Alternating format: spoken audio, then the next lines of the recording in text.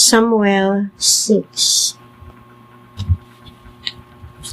Ang sulanan sa kasabutan sa Ginoo nagpabilin didto sa yuta sa mga Filistihanon sulod sa 7 ka bulan. Usa ka adlaw niana gipatawag sa mga kadagkuan sa Filistihanon ang ilang mga pari o ang mga manalagna o gipangutana nila, unsay angay natong buhaton sa sulanan sa kasabutan sa Ginoo? Unsaon man nato pag-uli niini sa iyang dapit? Mitubag sila, kung iuli ninyo kini, paubanig halad alang sa sala. Kunya, mga ayo kamo o mahigbaluan ninyo, nganong gikastigo kamo niya. O nangutana sila, unsa mang halara alang sa sala ang among ihalad sa Ginoo?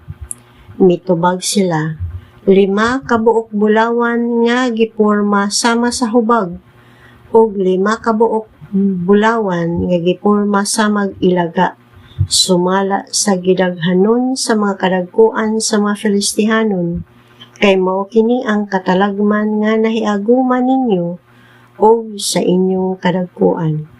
Busa pagpakulit kamog mga hulagway sa mga hubag o mga ilaga nga midagma sa inyong kayutaan o isugid ninyo ang inyong kasalanan sa Dios sa Israel, basin pag dili na kamo niya kastiguhon ingon man ang inyong mga Diyos o ang inyong nasod. Nganong nagmagahi man kamo sa inyong kasing-kasing sama sa gibuhat sa mga Ehiptohanon o sa Paraon? Human sila dula-dulai sa Diyos, dili ba nga gipalakaw man sa mga Ehiptohanon ang mga Israelita? Busa andaman ninyo karon ang usa ka karumata o 2 ka baka nga gatasan nga wala pa kasangunig yugo. Sanguni kini sa karumata o apan ibulag kanila ang ilang mga nati. Unya kuhaa ang sulanan sa kasabutan sa Ginoo ug ikarga kini sa karumata ug isulod sa kahon nga anaa sa kilid sa karumata ang mga larawan nga bulawan nga inyong ihalad kaniya ingon nga halad alang sa sala. Unya pasubaya sa dalan ang karumata nga walay tawo nga magdala. Kun mopadulong kini sa yuta sa mga Israelita agi sa Betsemes, ang Dios gayud sa Israel ang naghimo niining dakong kadaot. Apan kung dili makaingon kita nga dili ang Dios sa Israel, mo'y nagsilot kanato kung dili sulagma lamang kini. Gituman sa mga tawo ang sugyot, mikuha sila 2 ka baka nga gatasan ug ila kining gisangunan sa karumata ug gisulod nila sa koral ang mga nati.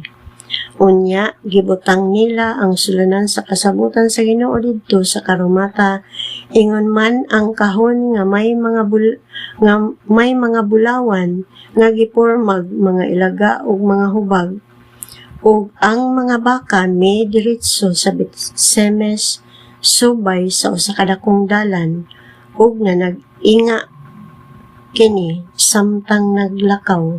Wala sila'y simang-simang ug ang mga kadagkuan sa mga Filistihano nagsunod kanila hangtod sa utlanan sa Betsemes. Niining higayuna nag-ani ang katawhan sa Betsemes sa ilang trigo didto sa walog. Ug sa paglantaw nila ilang nakita ang sulanan sa kasabutan sa Ginoo ug nangalipay sila. Sa pag-abot niini sa uma ni Josue sa Betsemes, mihunong kini. May dakong bato didto ug gibugha sa mga tawo ang karumata ug gipatay nila ang mga baka ug gisunog ingon nga halad ngadto sa Ginoo. Ug gikuha sa mga Levita ang sulanan sa kasabutan ug ang kahon nga tupad niini nga gisudlan sa mga hulagway nga bulawan ug unya ilang gipahimutang kini ibabaw sa dakong bato. Ug niadtong adlaw ang mga tawo sa Betsemes naghalad ngadto sa Ginoo. Unya human kini makita sa 5 ka pangulo nga Filistihanon na mauli sila sa Ekron ni adtong adlaw. Ang mga bulawang larawan sa mga hubag nga gipadala sa mga Filistihanon ingon nga halad sa sala alang sa Ginoo nagrepresentar sa mga syudad sa Asdod, sa Gaza, sa Ascalon, sa Gat, o sa Ekron. Ang bulawang larawan sa mga ilaga nagrepresentar usab sa mga syudad sa mga Filistihanon nga gimanduan sa 5 ka pangulo. Mga syudad nga gilibutag mga kuta o mga balangay nga walay parilyo. Maoy saksi hangtod niining adlaw ang dakong bato diin gitungtong nila ang sulanan sa kasabutan didto sa uma ni Josue sa Betsemes. Unya gipamatay sa Ginoo ang pipila ka tawo sa Betsemes kay milii man sila sa sulanan sa kasabutan sa Ginoo. Gipamatay sa Ginoo ang 70 katawo ug nagbangutan ang katawhan tungod sa dakong kamatay nga gihimo sa Ginoo. Busa ang mga tawo sa Betsemes miingon, kinsay makasukol sa Ginoo? Ang Diyos nga balaan? O kinsa nakausab ang isulod niya pagpatay? Busa ilang gipadad ang mga mensahero ang mga lumulupyo sa syudad sa Jearim o ilang giingnan. Giuli sa mga Filistihanon ang sulanan sa kasabutan sa Ginoo, ngari kamo o kuhaan ninyo kini.